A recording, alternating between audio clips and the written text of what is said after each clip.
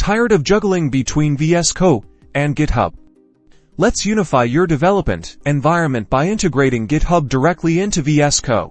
First, head over to the activity bar on the left side of VS Code and click on the extensions icon, which looks like four squares. This opens the extensions marketplace. In the search bar, type GitHub. You'll see a list of GitHub extensions. Look for the GitHub pull request and issues extension published by GitHub.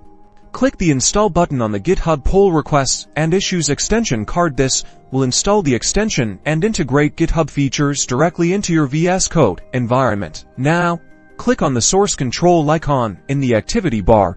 It looks like a branch symbol.